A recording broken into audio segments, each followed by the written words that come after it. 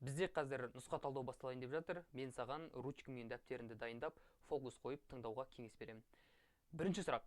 Жасуша аралық қуысты толтырып, дененің химиялық құрамын тұрақтылығын қамтамасыз етеді дейді. Біздің денемізде үш түрлі сұйықтық бар. Олар бізде қан, бәріміз білетін, одан кейін көбі біле бермейтін бізде лимфа бар ішімізде, және де жасушалардың арасын толтырып жататын бізде ұлпа сұйықтығы бар. Вот, осы ұлпа сұйықтығы мына жерде бізден сұрап тұр. Жасуша аралық қуысты толтыратын деп.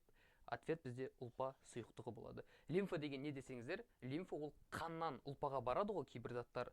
Сол ұлпаға барғаннан кейін жасушаларға сіңіседі, жасушалар мусорларын сыртқа шығарады, сол мусорларды немесе тағы да басқа керек заттарды мына ұлпа сұйықтығынан кері қанға қайтаратын бізде сұйықтық, ол бізде лимфа деп аталады. Келесі сұрақ. Қарынша аралық перденің жоғарғы бөлігі мен атриовентрикулярлық түйіннен келеді дейді. Біздің жүрегіміз 4 камерадан тұрады. Астындағыларын біз қарынша деп айтамыз да, үстіндегілерін біз жүрекше дейміз. И мына астындағы екі қарынша, оң жақ және де сол жақ қарынша бар. Осы екеуінің ортасын біз мына жерде қарынша аралық перде деп айтамыз. Осы жерде жазылып тұр міне.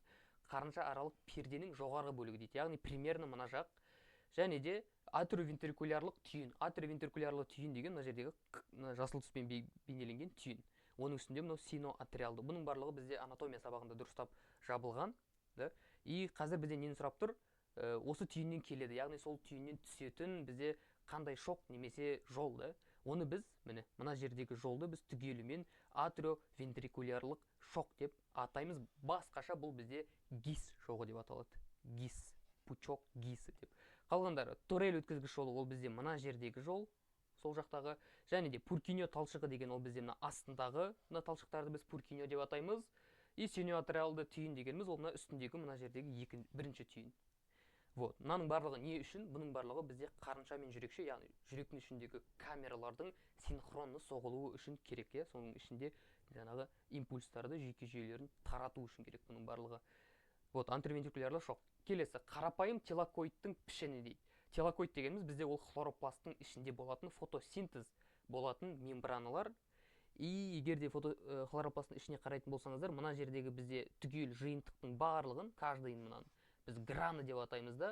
И осы граны бізде телокоидтардан тұрады. Яғни мына жердегі бір дөңгелек дискі тәріздес мембраналарды біз телокоид деп атаймыз. И телокоидтың пішінін сұраса, біз оған домалақ диск тәрізді деп жаза қоясыздар.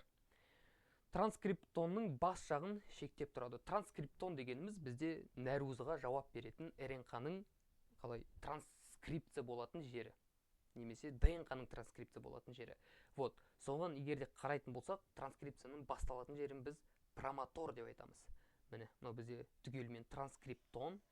И осының басы бізде мына жерде промотор. Аяғы бізде терминатор. И мынау бізде нәруз шығаратын жер.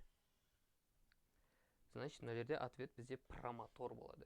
Келесі, тірі ағзалардың жасуша қабырғасымен сәйкестендіріңіз дейді. Қара, мынау үш ағза бізде почти барлық жерде келеді. Көп жерде таралған, үшеуі келмесе немесе біреуі сұралынады. Сондықтан мына жерде жаттап алу керек.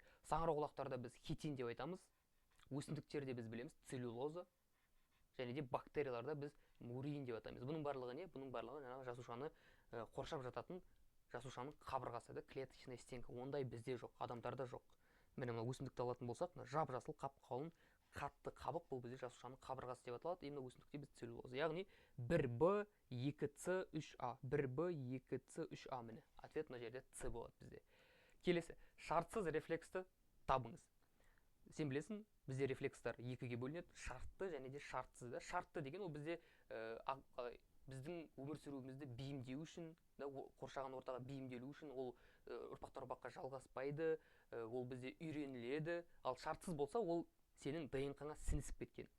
Мысалға, шартсыз рефлекстар, допустим, сен бір ыссы құманды чайник ұстап қалатын болсаң, сен оны ойламайсың да, мен тартып қалмайын ба деп, сен де резко миллисекундтың ішінде қолыңды тартып үлгересің ғой. Вот сол бізде шартсыз рефлекс деп аталады. И оған қай жері келеді мынаны? Ағзаны сыртқы ортаға бейімдейді. Жоқ, ол бізде шартты рефлекс, но болмайды. Кейбір жойылып отырады. Жоқ, ол да бізде шартты рефлекс. Тұқым қуаламайды. Жоқ, ол бізде тоже шартты рефлекс. Ағзаның көбеюі арқылы жүзеге асады, немесе бұл жерде жаңағы тұқым қуалайды дегенді айтқысы келген. И ответ бізде мына жерде Д болады. Так, дальше.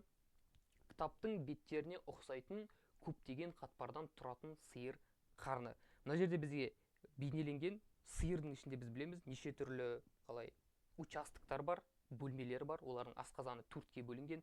И вот сол жерден тамақ кіреді, допустим, бірінші үлкен қарынға барады, немесе рубец дейді да, одан кейін бізде жұмыршаққа барады, сетка деп аталады, одан кейін олар кері құсады сыртқа ауыздарына, кері жұтады оны, сол кезде қатпаршаққа барады, книжкаға, и одан кейін ұлтабар сычукпен сыртқа шығып кетеді мына жаққа, яғни ішекке кетеді. Вот мына егер де осының структурасына төртеуіне қарайтын болсаң, қатпаршақ, жұмыршақ, ұлтабар, үлкен қарынға қайсысы больше всего кітаптың беттеріне ұқсап тұр? Кішкене секунд берейін. Мына жерде қатпаршаққа қарайтын болсақ, біз кішкене мына жерден көре аламыз да, мынандай еще орысша аты бұның книжка. Вот, осы бізде ответ болады міне. Көптеген қатпардан тұратын дейді, және де кітаптың беттеріне ұқсайтын. Ответ бізде қатпаршақ деп белгілейсің. Мына, кстати, мен сендерге қазір саған көрсетіп жатырмын мына жерде неше түрлі суреттерді. Соның барлығын, если что, скриншотқа алып ал. Себебі скриншот арқылы сен бұны кез келген автобуста отырасың ба, басқа жақта жүресің бе, бүйтіп бір ашып, бір қарап жүретін болсаң, 3-4 рет қарағаннан кейін сенің есіңде қалып қояды оның барлығы. Дальше. Бұлшықет рецепторлары дейді. Бұлшықетте бізде проприорецепторлар бар. Бұл деген не үшін керек? Проприорецепторлар жалпы біздің өзіміздің мына конечностьтар бар, қол, аяқ болсын, немесе басқа жер болсын, соны былай сезінуге, оның қай жерде тұрғанын сезінуге, яғни суставтардың, сүйектердің, бұлшықеттердің орналасуын сезінуге мүмкіндік береді проприорецепторлар. Вестибулар рецептор дегеніміз бұл бізде құлақтың ішінде, терморецепторлар теріміздегі температураны зерттеуге, тіркеуге, ал нейрорецепторлар, почти барлығы нейрорецепторлар негізі, бірақ шатастыру үшін қосқан мына жерге. Дальше ауксинді ашқан ғалым. Ауксинді ашқан эволюцияның атасы Чарльз Дарвин, өзінің баласы аты вроде бы Фрэнсис Дарвин деген баласымен бірге екеуі ауксинді ашады. Бұл өте қызық история, кстати. Дальше тірі ағзалардың жарық ұзақтығына байланысты физиологиялық үдерістерінің өзгертуі. Бұны біз фотопериодизм деп атаймыз. Фото деген жаңағы жарық дегенді білдіреді. Периодизм деген ол жаңағы қалай ұзақтылығы немесе уақыттың айналуы. Вот, фотопериодизм. Қалғандары мына тропизм деген ол бізде өсімдіктің бір тітіркендіргішке қарай немесе одан ары қарай өсуі. Оның барлығын біз жасушаның физиологиясы кезінде жабатын боламыз. Хлорофильсіз, түссіз, мөлдір өсімдік жасушалары дейді. Жасуша деп тұрды. Хромопласт бізде жасуша емес. Липтисік жасушаларын пока что алып қояйық, болып қалуы мүмкін. Өң жасушалары, скорее всего, бағаналы паренхима, ол бізде кәдімгі фотосинтез жасайды. Оның ішінде хлорофиль точно бар, бұл болмайды тоже. Хлорофильсіз липтисік жасушалар, егер де қарайтын болсақ, бұл жаңағы жапырақтардың астында орналасқан екі жасушадан тұратын структура. Ол арқылы бізге жаңағы оттек шығып, көмірқышқыл газы кіреді, ол жерден су шығады деген сияқты. Егер де оның структурасына қарайтын болсаң, сен оның ішінен кейде хлоропласттарды көре аласың. Міне мынау бізде липтисік жасушалар, липтисік жасушалар. Ішіне қарасаң, жап-жасыл заттар тұр да, ондай точек-точектар тұр. Сол бізде хлоропласт, яғни бұның ішінде хлорофиль бар. Мына мезофиль, паренхима деген бұның үшін точно бар хлорофильдер, жасыл түсті корпусының іштерінде точкалар. И эпидерма немесе өң жасушасы деп жазған, ол бізде соған қарайтын болсаң, ол бізде түссіз, хлорофильсіз болып келеді. Жақсы ма? Сондықтан ответті сен мұнда өң жасушалары деп таңдайсың. Аз қозғалудан туындайтын ауру. Так, миксидема емес, цистит ол бізде қуықтың ауруы, нефрит ол бізде бүйректің ауруы. Мына жерде ответ гипокинезия болады. Гипо дегеніміз бізде ол аз, төмен деген мағынаны білдіреді. И кинетика, кинезис ол жалпы қозғалыс дегенді білдіреді. Яғни аз қозғалу ол бізде гипокинезия. Так, алғашқы нағыз көп жасушалы жануарлар. Мынандай момент бар. Вот, егер де алғашқы ағзалар, немесе алғашқы жануар, алғашқы сүтқоректі, алғашқы, не знаю, өсімдік деп сұрайтын болса, бұл, скорее всего, бізде эволюцияға байланысты. Біз білеміз, эволюция барысында қазір неше қаншама түр бар, оның барлығы бір уақытта пайда болған жоқ. Олардың барлығы постепенно бір белгілі бір уақыттан кейін бір-бірлерінен екіншісіне дамып, өтіп, неше түрлі түрге айналып, сөйтіп, қалай күрделі процесстен өтті. Вот соның басында ең бірінші пайда болған организмдер бар. В основном олар судың ішінде болды. И солардың бірі ол бізде қалай губкалар да, немесе ішек қуыстылар деген сияқты ағзалар бірінші пайда болды. Вот бізде мына жерде соны сұрап жатыр. Нағыз көп жасушалы жануарлар, яғни бізде басында бір жасушалы болды ғой көбі. И ол бір жасушалылар бір-бірлерімен қосылып, бірақ до конца қосылмай колониалды түрде өмір сүрсе, яғни бір-бірлерімен кішкене көмектесіп, алайда олар түгелімен бір организм болмады. отдельный организм болып просто бірге жүрді да, бір-бірлерімен достасып.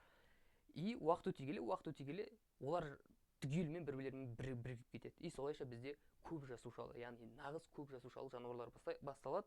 И оның ең басында тұрғандағылар бізде ол губкалар. Жақсы ма? Губкалар, одан кейін ішек қуыстылар, одан кейін жаңағы гидра, медуза деген сияқтылар да, одан кейін жайлап біз алға кете береміз да, там қандай жәндіктер бар, балықтар бар, одан кейін қосмекенділер, одан кейін сүтқоректілер деген сияқты солай дами береміз. Міне, саңырау құлақ бізде бола алмайды, ол потому что жануар емес, бактерия бола алмайды, ол тоже бізде жануар емес, еще ол көп жасушалы емес, ол бір жасушалы. Ұлулар бізде бола алмайды, себебі ұлулар кішкене күрделірек, олар эволюция барысында соңына қарай пайда болды. Вот мына жерде ответ сіздің губка деп айтасың. Табиғи сұрыпталуға тән, натуральный или естественная селекция, да, табиғи сұрыпталу, әрқайсысын оқып шығайық. Жалпы табиғи сұрыпталуымыз деген не? Табиғи сұрыпталу дегеніміз қалай ортада, мына табиғатта ең жақсы бейімделгендер өмірлерін, тіршіліктерін жалғастыра береді деген сөз да. Так, іріктеме алынады, болуы мүмкін, бірақ іріктемеде біз больше селекция кезінде, яғни адамдардың қолымен жасалынған искусственный отбор бар ғой, вот сол больше соған келеді. Сондықтан біз мына жерде іріктеме деп айтпаймыз, ол бізде адам арқылы жасалынған заттар, бізге қазір именно табиғат арқылы жасалғандар керек та. Процесс жылдамдығы қысқа жоқ, ол қысқа, жалпы эволюцияға ешқандай процесс қысқа болып саналмайды, ол өте ұзақ уақыт алатын процедура.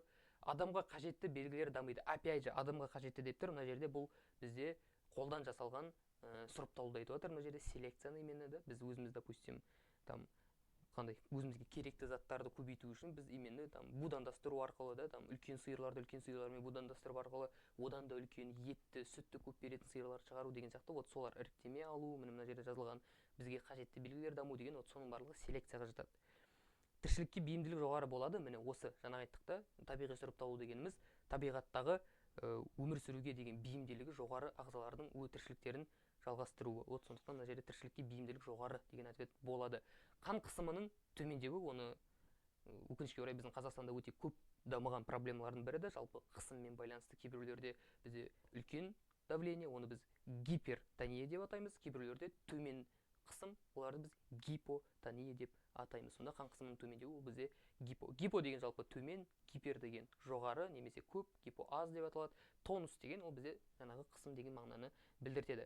Мембрана арқылы бір мезгілде екі заттың бір бағытқа тасымалдануы. Бізде жалпы көптеген түрлері бар да, унипорт бар, тек қана бір молекула, потом симпорт бар. Вот как раз таки осы жерде айтылып тұрған зат, және де антипорт бір-бірлеріне қарама-қарсы. Мен саған қазір көрсетіп жіберейін. Міне антипорт, мына жасылдар сыртқа шығып жатыр, розовыйлар ішке кіріп жатыр, ал мына жерде екеуі де бір бағытта ішке кіріп жатыр, мына жерде тек қана бір молекула да. Вот, яғни бізде сұрап тұрғаны мына симпорт. Екі заттың бір бағытта тасымалдануы. Ответ Д деп айтасың. Ферменттің белсенді орталығының қызметі. Жалпы фермент туралы егер де бір нәрсе білетін болсаң, оларда белсенді орталық деген немесе активный центр, яғни сол ферменттің жұмыс істейтін учаскесі.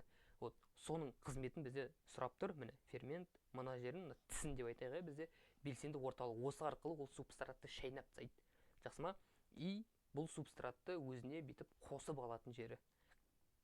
Мына жерде қайсысын дейміз? Субстратпен байланысады. Субстратты тұрақты етеді, жоқ, реакцияны тоқтатады, жоқ, өзгеріске ұшырайды, жоқ. Бізде фермент өзгеріске ұшырамайды екеді.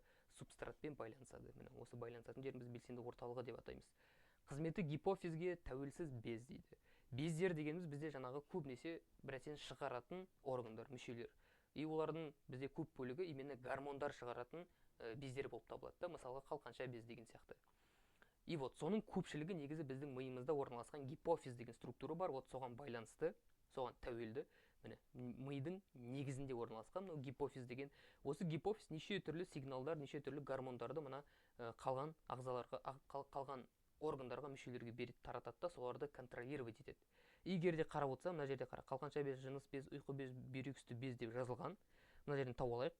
Так, бүйрексті без тұр екен, мына жерде қалқанша без тұр екен, және де жыныс бездерінен бізде аналық без бен жұмыртқа без тұр екен. Значит, бұлардың барлығы бізде гипофизға тәуелді деген сөз. И мына жерден көрмей тұрғанымыз біздің ұйқы безі, яғни біздің асқазанның астында орналасқан поджелудок немесе панкреас деп атайды басқаша. Вот ол бізде мына гипофиздан тәуелді емес. Сондықтан сен ответті мына жерде ұйқы безі деп таңдайсың. Ауксиннің қозғалуы, жаңағы Чарльз Дарвин өзінің баласымен тауып алған фитогормонды, яғни өсімдіктердің гормоны деп айттық қой. Бізде мысалға тестостерон, адреналин деген сияқты гормон бар ғой, тап сол сияқты өсімдіктерде де өздерінің гормоны бар. И вот соның бірі ауксин, ең маңыздыларының бірі. Вот сол бізде өсімдіктерді күнге қарай, яғни фототропизм, тропизм жаңа айттық қой, өсімдіктің бір жерінің өсуі.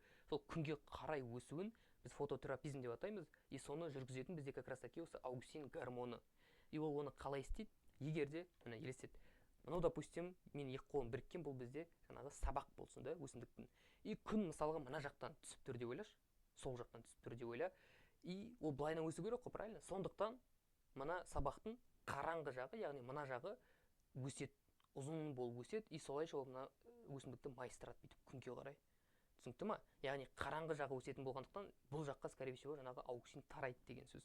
Сондықтан мына жерде ответ қараңғы бөлікпен деп айтасың, жақсы ма? Ауксин қараңғы бөлікке көшіп, ол жақтағы жасушаларды ұзартады, и сонда өсімдік түгелімен күнге қарай бетіп еңкейіп, ол жаққа қарай, сол күнге қарай бұрылып өседі.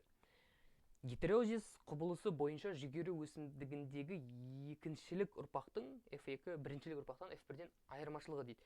Гетереозис құбылысы дегеніміз ол бізде жаңағы гибридтарды, яғни будандастыру арқылы өнімділікті көбейту, немесе жануарлар болса оның жалпы көптеген белгілерін бізде біршама деңгейге көбейтіп алуда гетереозис. Будандастыру күші деп айтайықшы да. Вот сол арқылы біз өнімділікті арттырамыз, яғни мына жерде скорее всего 35 пен 50-дің біреуі болады, а мен бұның да арттыру бізде тоқтамайды, кемімейді. И мына жерде спорный жер бар. Бізде мысалға мен кейбір кітаптарды оқыған кезде, даже кейбіреулерде, мен көрген жерлерде 162%-қа дейін, 130-110%-қа дейін, и 52%-қа дейін дегенді көрдім. И ответ, скорее всего, мына жерде Б деп жазасың. Мысалы, 35-те де мүмкін, ол мүмкін емес, жақсы ма? 35%, ол да тоже нормально негізінен. Бірақ мына жерде бізде именно акцент больше өнімділікке қойылып тұрғандықтан, біз мына жерде өнімді 50% арттыру деп қоюымыз керек. Жақсы ма? Көп жердегі информацияларды кішкене жаңағы именно жоғары жаққа алып келеді, 50%, 70%-қа дейін деп айтылады. Так, лизосомаға тән дейді. Лизосома деген біздің жасушаның ішіндегі асқазан, яғни заттарды қорытатын зат. И сол заттарды қорыту үшін оған фермент керек. Бізде мына жерде ответ фермент болады. Түзінділерді жинақтау жоқ, ол бізде скорее всего жаңа Гольжи аппараты деген сияқты зат органеллар атқарады оны. АТФ синтезі ол бізде митохондрия, правильно? Заттарды модификациялау ол жаңағы тоже Гольжи аппараты немесе эндоплазмалық тор бола алады міне. Лизосомаға қарайтын болсаң, ішінде мынандай бір шама ферменттер бар. Осы лизосомаға заттарды қорытуға көмектесетін. Сондықтан мына жерде ответті А деп айтасың. Ұлпа сұйықтығын қан айналым жүйесіне қайтарады. Жаңағы есіңде ме, біз айттық та жасушалардың арасында бізде жасуша аралық сұйықтық немесе ұлпа сұйықтығы деп атаймыз. И сол жердегі заттар бізде қанға қайту керек қой кері. Вот соны бізде жүзеге асыратын ол бізде мына лимфа. И лимфаны қазір мен саған көрсетіп кететін болсам, міне, мына жерде бізде жасушалардың арасында жасушааралық сұйықтық бар. И осылар бірінші, мына сырттан стрелкамен көрсетіліп тұр, жасыл түсті лимфаға, лимфа капиллярларына бірінші кіреді. И одан кейін барып, лимфадан олар мына капилляраға, яғни қанға өтеді. Жақсы ма? Осы үш сұйықтық біздің ағзада бүйтіп айналып жүретін. Так, дальше. Ағзалық заттардан энергия босауы үшін қажет. Біз білеміз, митохондрия арқылы АТФ, яғни энергия синтезі болған кезде аденозин трифосфатты. Бұл жерде бізде міндетті түрде қатысу керек, ол бізде оттек болады. Оттек, мына жерде ответ оттек дейсің. Энергия босау үшін, яғни энергия алу үшін біз всегда оттекті қажет етеміз. Тамыр түкшелері бар аймақ. Тамыр түкшелері деген өсімдіктердің тамырларында болатын кішкентай шаш тәріздес тамырлар, міне. Тамыр деп алатын болсаң, міне мыналар бізде тамыр түкшелері, и осы арқылы бұл суды сіңіреді. Жердің астынан суды сіңіреді. И біз жаңағы өсімдіктердің тамырларын бірнеше зонаға немесе аймақтарға бөлеміз. Мысалға мына өткізу зонасы дейтін жердегіні. И одан кейін сору зонасы бар екен, одан кейін созылу зонасы бар, одан кейін бөліну зонасы бар екен. И бізге сұрап тұрғаны мына тамыр түкшелері қай зонада орналасқан, ол бізде көріп тұрсаң, именно сору зонасы атына заты сайды, суды сору. Вот. И ответ мына жерде сору аймағы немесе зонасы деген екеуі бір зат. Өсімдіктің сүректенуіне жауапты. Өсімдіктерде сүректену бар, еще олардың жаңағы ағаштардың сыртына пробка да, немесе ағаштың қабығын өсіруі бар. Осы екі процессқа бізде екі зат қатысады. Сүректенуге бізде конкретно лигнин қатысады, ал жаңағы пробканы немесе ағаштың қабығын жасауға бізде суберин қатысады. міне су берейін деген жазылып тұр екен мына жерде. Кутикула балауыз деген ол жаңағы жапырақты қоршап жататын немесе өсімдіктердің сыртын қоршап жататын заттар, жақсы ма? Мына жерде ответ бізде лигнин болады. Вот, 25 сұрақты бітіріп тастадық. Енді қазір 26-дан 30-ға дейін бізде контекст сұрақтары. Бұл жерде мына контекстті түгелмен оқып алып, түсініп алу керексің. И дальше қалған 5 сұрақты осыған байланысты жауап беретін боласың. Аммиак, несепнар, зәр қышқылы ыдыраудың соңғы өнімдері дейді. Біз сыртқа шығарып тұрмыз. Мысалға сен зәр барып по маленькому барған кезде, ол жерде біз адамдар немесе сүтқоректілер ретінде біз несепнар шығарамыз да, в основном. Мысалға, құрамында азот бар осы органикалық заттардың, азот бар, қарап отырсаң, міне азот бұл бізде жаңағы нәруіздің метаболизмінің соңғы өнімдері да. Азот бар осы органикалық заттардың барлығы химиялық және физикалық қасиеттері бойынша бір-бірінен ерекшеленетін. Бұлар әртүрлі. Бұлар әртүрлі жануарларға тән. Бізге мысалға сүтқоректілер несепнар тән деген сияқты. Егер жануарлар ағзасында су шектеулі болса, мысалға шөлді жерлерде өмір сүретін болса, олардың ұлпаларында аммиак жинақталмауы үшін ол едәуір улы емес қосылысқа, яғни несепнәрге айналады деп жазып қойған, бізге осылай беріп қойған. И дальше кетік сұрақтарға жауап берейік. Мына жерде бір нәрсе түсіндіріп жіберейін. Бұның барлығы мысалы не үшін де, допустим, бізде кейбір жануарлар бізде аммиак шығарып тастайды, қорықпайды аммиактан. Хотя аммиак жаман улы зат, ол токсичный зат. Одан кейін мысалға біз несепнар шығарамыз. Одан кейін кейбір құстар бар, допустим, олар зәр қышқылын шығарады. Одан кейін басқа жануарлар бар, которые гуанин шығарады деген сияқты. Осының бәрі не үшін? Себебі негізі нәруіздің метаболизмындағы соңғы өнім ол ең бірінші түрде аммиакқа айналады. Алайда кейбір жануарлар осы аммиактан қорықпай аммиакты тікелей шығара алады, одан уланбайды олар. Ал біз болсақ уланамыз. Сондықтан бізге аммиакты кішкене менее улы, яғни улы емес вариантқа айналдыруымыз керек. Біз сондықтан несепнәрге дейін айналдырамыз. Алайда бұл кішкене энергия требовать етеді, любой реакция энергия требовать етеді. И одан кейін несепнәрден кейін даже одан да қорқатындар бар, и олар оны зәр қышқылына айналдырады. И еще оны гуанинға да айналдырады. Вот, осыған байланысты көптеген түрлер, жануарлар осы төртеуінің біреуін шығарады өздеріне байланысты. Вот соларды қазір сұрайды, скорее всего. Бөліп шығару өнімі аммиак болып табылатын жануарлар. Енді қара, аммиактан қорықпайды деп айттық та, аммиак бізде улы зат деп айттық. И біз оны шығара алмаймыз, себебі біз если аммиакты шығаратын болсақ, напрямую біздің шығаратын жер күйіп қалатын еді деген сияқты, немесе бір какой-то повреждениесі болады. И вот, алайда именно тұзды суда өмір сүретін жалпы су ағзалары, олар аммиакты напрямую суға шығарып жібереді. И тұзды су именно оны сразу шайып жібереді. Яғни аммиактың улылығын жойып жібереді түгелімен. Вот сондықтан олар қорықпай смело жаңағы сыртқа бөліп жібере алады. И мына жерде суда өмір сүретін қандай ответ? Су бунақ денелері деп белгілей аласың. Жаттап ал. Именно тұзды суда көбінесе. Жаңағы тұщы суда да шығарылатындар бар, алайда көбінесе тұзды суда өмір сүретіндер бізде аммиак шығарады. Кристалдық қатты зат. Жаңа айттық қой біз қалай аммиактан несепнәрге өзгертеміз, несепнәрден зәр қышқылына өзгертеміз деп та. Мына зәр қышқылына өзгертеміз. И бұл зәр қышқылы мысалы құстардың шыптайды немесе секіп кетеді ғой да, соны көрген кезде ол сұйық зат емес, правильно? И ол кішкене кебетін болса, ол негізі андай песок тәрізді затқа айналады. Вот, кристалды болады. Жалпы зәр қышқылының структура, ұсқыны, түрі, ол бізде кристалды болып көрінеді. Вот, и мына жерде ответ кристалды қатты зат деген, ол как раз таки осы зәр қышқылы болып табылады. Так, өрмекшілердегі зат алмасудың соңғы өнімі, кстати, өрмекшілер бұл бізде именно гуанин шығаратын аз түрдің бірі. Жалпы көбі бізде мына үшеуін шығаратын болса, именно өрмекшілер бізде мысалға гуанин шығарады. И өрмекшілер келетін болса, бұл, кстати, 2-3 рет көргем, кездестіргем, ол жерде гуанин деп белгілейтін боласын. Қалыпты жағдайда өткір иісті. Андай жағдайлар болды, мысалы мектеп кезінде қазір оқып жүрсің да, и кейбір балалар кішкене ауыратындар бар шығарды, и олар құлап қалады. Бізде болған, мен өзімнің случайымда школда бір бала құлап қалады, и сол кезде біздің сол школдың докторы келеді, медсестрасы келеді де, жаңағы именно аммиакты шығарып алады да, оны мұрнына бүйтіп подносить етеді. Міне. Так, міне, осылай мұрнына подносить етеді, и осы кезде ана аммиактың иісі өткір болғаннан кейін адамның миына барады да, адамды оятып жібереді. Вот, осы аммиак өткір иісті, жақсы ма? Міне қалыпты жағдайда өткір иісті деген мына жерде аммиак деп белгілейтін боласың. Бұл бізде нашатырный кислота дегенді естіген шығарсың, үйде мама папа алуы мүмкін, иногда ауылдық жерде көбінесе қолданылады. Вот, осы бізде нашатыр деген как раз таки осы аммиак. И мына жерде бір картинканы көрсетуге ұмытып кеткем. Мынаны скриншотқа түсіріп алсам болады. Міне амин топтары осы жерден бастап, мысалы балықтарда, именно суда оларда сразу аммиак болып шығарылады. Сүтқоректілер, қосмекенділер, акулалар, сүйікті балықтар бізде несепнәрді шығарады. И құстар, и шөлді жерде өмір сүретіндер көбінесе осы зәр қышқылын шығарып жатады. И жаңа зәр қышқылы біз кристалды ішінде суы почти жоқ та, короче. И вот сол не үшін деп ойлайтын болсаңыздар, оның тағы бір причинасы, бұны көбінесе мына шөлді жерде өмір сүретіндер шығарады деп жазылған. Неге? Себебі олар суды максимально экономить ету керек. Сондықтан олар өздерінің жаңағы шығарып жатырған зәрінің ішіне судың бәрін тартып алады да, оның шыққан заты жаңағы кристалды именно құрғақ зат болып келеді, зәр қышқылы болып келеді. Жақсы ма? Осыған дейінгі мына жерде сұрады ғой бізден. Міне кристалды қатты зат деп. Соған айтып жатырмын ответін.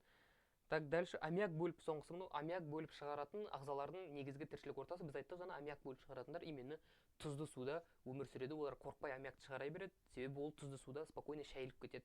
Ал тұщы суда неге шығармайды деп сұрайтын болсаң, тұщы суда бізде аммиак кішкене все-таки тұщы су таза болғандықтан аммиак ол жерге араласатын болса, жаңағы балықтың өзіне зиян келтіреді. Сондықтан олар аммиакты шығармастан бұрын біз сияқты несепнерге айналып, сосын барып бөледі суға. Дальше, мына жерде 31-ден бізде қазір 35-ке дейін бізде сәйкестендіру, просто сәйкестендіріп тастаймыз, и бұлар әр сұрақ бізде 2 балдан беріледі. Оны, скорее всего, сен білесің, да? Бастайық. Адамның соқыр ішегі дейді, и потом сиырлардың соқыр ішегі дейді. Осы екеуін бізге берген екен. И жоқ қысқа ұзын тас қарымен бірігіп кеткен. Мына жерде не сұрағысы келіп тұр? Бізде көбінесе біз жалпы барлық затты жей береміз да, біз тек қана өсімдік немесе тек қана етті жемейміз, біз бәрін бірге жейміз. Ал сиырлар болса, олар кәдімгі қалай шөп жегіштер, олар тек қана шөпті жейді. Вот соған бізге акцент қойып сұрап тұр. И біз қазір ішектерін салыстыратын болсақ, адам мен шөп жейтіндердің біз мынандай қалай айырмашылық көре аламыз.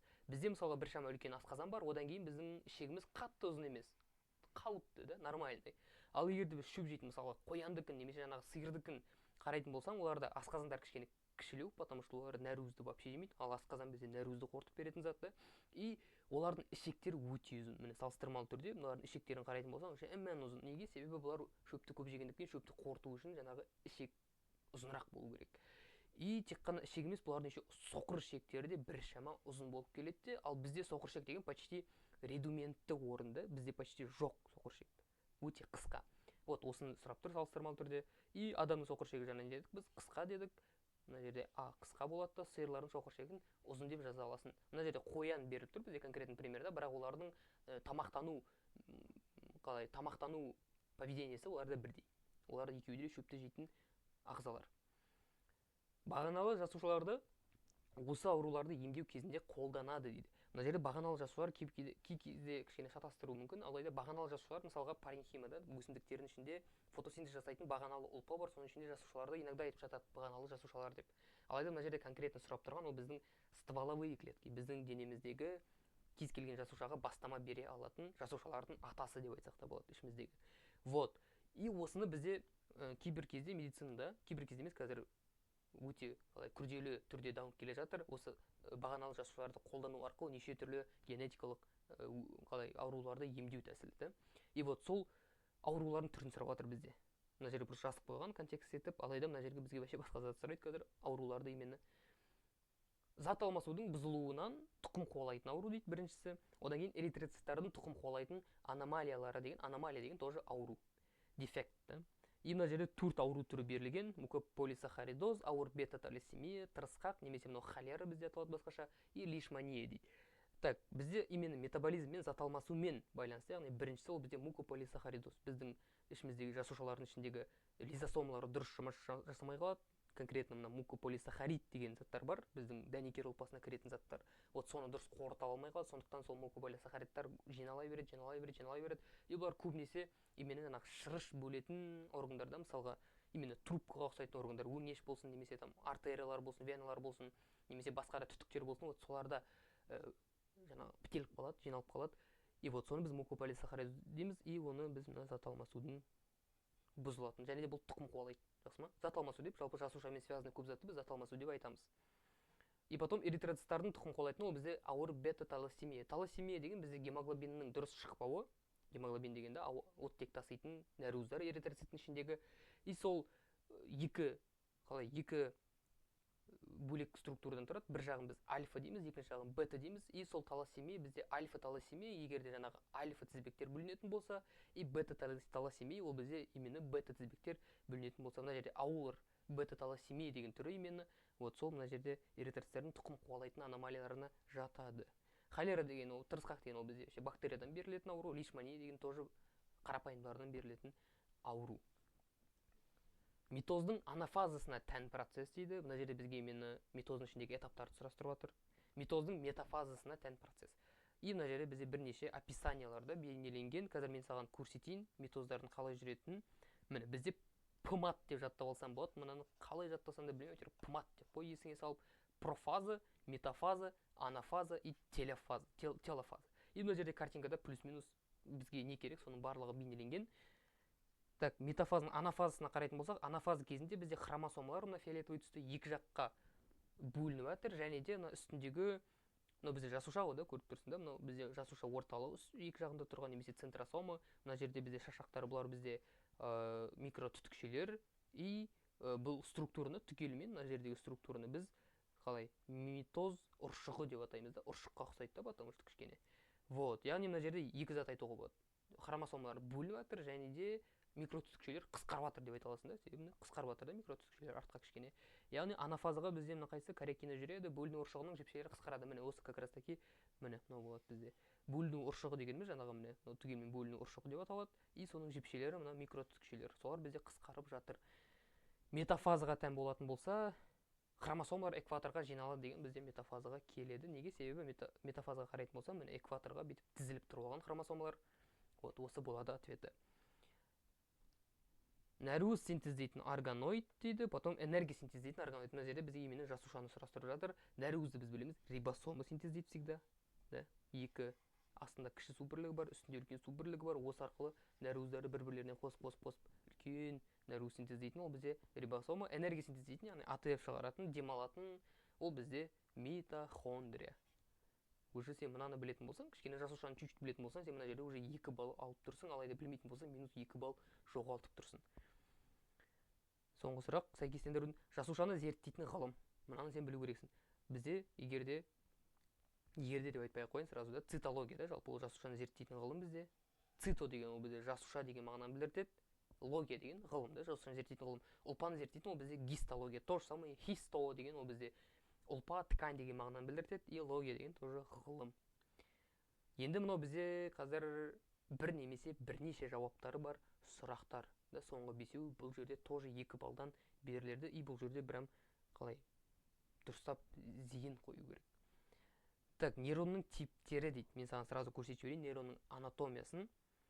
Міне, бізде мына жерде в основном 3 түрі. Мынау, псевдоуниполярлық дейді. Міне қарайынды. Униполярлық деген, уни деген бір деген мағынаны білдіреді. Жасуша денесінен тек қана бір жерден бүйтіп өсінді тұрады. Биполярлықта бізде би деген 2, яғни 2 жағынан тұрады өсінділер. Ал мульти деген көп деген сөз да, яғни мына жерде 1 бар, 2, 3, 4, 5, 6, 7, 8 бірнеше өсінділер бола алады. В основном осы 3 түрі псевдоуниполярлық деген иногда кездесіп жатады. Ол бізде униполярлыққа ұқсайды, яғни бір жерден шығады, алайда сразу 2-ге бөлініп кетеді. Сондықтан бұл түгелімен униполярлық болып саналына алмайды. Вот осы 3 түрін қазір тауып алайық. Биполярлық, униполярлық, мультиполярлық үшеуі бірінші келіп тұр екен. Вот осы үшеуін белгілей қоясын. Қайтымды ингибирлену түрлері дейді. Мана осыған дейін біз фермент туралы қарадық қой да, сол ферменттер субстраттармен жұмыс жасайды. Субстраттарды өзгертеді, шайнайды, там, не знаю, бөледі, қосады деген сияқты неше түрлі процесстер жүргізе алады. И осы ферменттердің белсенділігіне біз қалай ықпал ете аламыз. Оны сөндіріп тастай аламыз, оны қосып жібере аламыз, немесе оны түгелімен жойып жібере аламыз. И вот, соны біз ингибирлену деп айтамыз. Хорошо, көбінесе тежеуді, яғни тоқтатуды ферментті біз ингибирлену дейміз. И ингибирлену 2-ге бөлінеді бізде. Ол бізде қайтымды ингибирлену және де қайтымсыз ингибирлену. Қайтымды деген уақытшаға сөндіріп қою просто. И бізге керек кезде жаңағы қайтып қосып қоямыз деген сияқты. Сондықтан қайтымды деп аталады. Ал қайтымсыз деген ол жаңағы ферментті түгелімен ісінен шығарып тастау. И осы қайтымды ингибирлену тоже 2-ге бөлінеді. Оны біз бәсекелес ингибирлену дейміз және де бәсекелес емес ингибирлену дейміз. Егер де қазір есіңе түсіретін болсаң, мына жерде міне, допустим, бізде фермент, тісі да орталығы. И мына жерге бізде субстрат бар, допустим. Осы субстрат келіп отыру керек негізі. Алайда, егерде біз осыған тежеу үшін бір зат қосамыз осы жерге, который субстратқа ұқсайды, и бұл баратта мына жерге барып отырып алады, и субстратқа отыруға мүмкіндік бермейді. Мына жерде занимать етіп алады түгелімен. И вот бұл бізде мына субстратпен таласып тұрғандықтан бір орынға бұны біз бәсекелес ингибирлену деп атаймыз. Ал екінші жағдайда бізде мына жақтан вообще басқа зат, допустим, тоже қосамыз бір затты тежеу үшін, и бұл барады да мына жерге барып қосылып отырып алады мына жерге келіп, и солайша мына ферменттің бетін өзгертіп жібереді түгелімен, допустим, мынандай етіп жібереді. Мынау келе алса да мына жерге даже, алайда мына жерге бүйтіп отыра алмайды, парковаться ете алмайды. Неге? Себебі бұл жер түгелімен өзгертіп жіберді. Хорошо? Бұл ешқандай мына жердегі субстратпен таласып тұрған жоқ мына орынға, алайда ингибирлеп тұр. Сондықтан бұны біз бәсекелес емес ингибирлену деп айтамыз. Вот осындай болып оңай зат.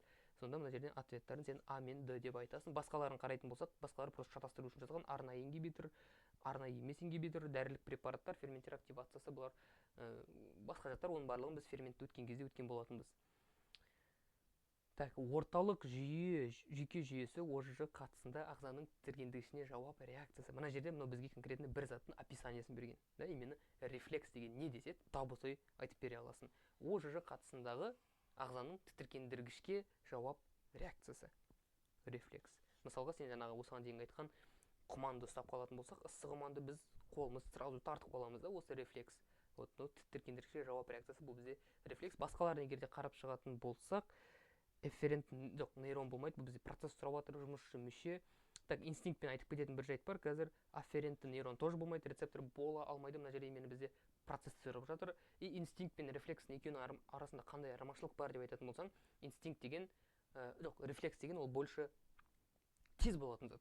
Ол конкретный бір стимул болады, бір тітіркендіргіш болады. Мысалы, жаңағы қолың күйіп қалды да, немесе там доктор келді де сен тізеңді ұстайды да, балғамен соғып қалады, сен тізең бүйтіп аспанға лақтырады деген сияқты конкретный стимул болады, дабыл немесе тітіркендіргіш. И соған жауап ретінде бізде рефлекс шығады. Или, допустим, сен көзіңе бүйтіп қатты жақтап қоятын болса, сен көзіңді жұмып қаласың, правильно? Соның барлығы ол бізде рефлекс деп аталады. Ал инстинкт деген ол более күрделі, оның ішінде этаптары көп. Ол прям мінез құлықты ішіне қосып алатын зат. Жақсы ма? Көптеген этаптардан тұрады. Вот соны біз инстинкт деп айтамыз. Мысалға, құстардың ұя салуы да, именно көктем келген кезде құстар ұя салып бастайды.